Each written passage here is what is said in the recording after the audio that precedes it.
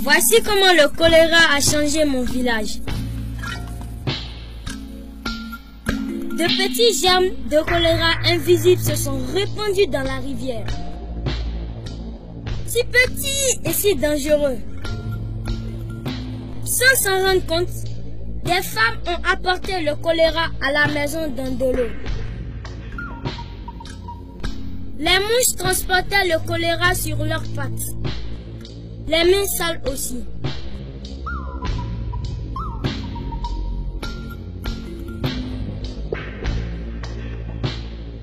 Nous avalions les germes du choléra dans notre eau, dans notre alimentation et sur nos doigts.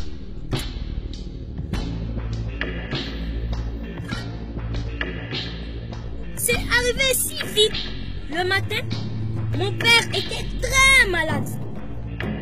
Il faisait une diarrhée qui ressemblait à de l'eau grise qu'il perdait. J'avais tellement peur, je suis allée chercher de l'aide.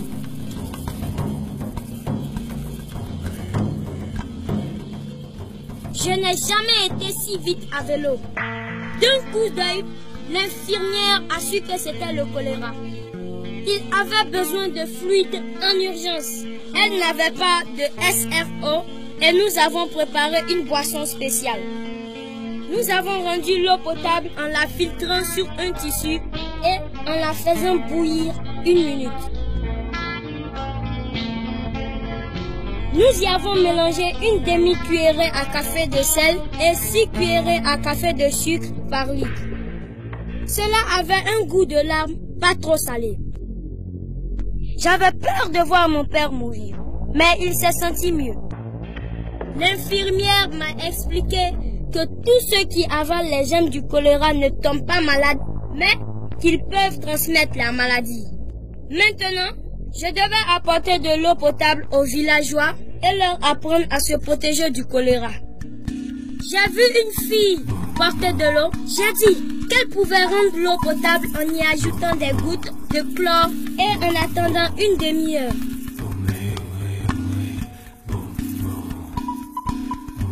Un homme allait manger avec les mains sales. Je lui ai dit de toujours se laver les mains au savon et à l'eau propre après avoir été aux toilettes. Ce n'est qu'avec les mains propres qu'on peut manger en sécurité. J'ai vu des villageois propager le choléra dans notre rivière. Je leur ai dit que nous devions creuser des latrines loin de la rivière à au moins 30 mètres. C'était important pour garder notre village propre.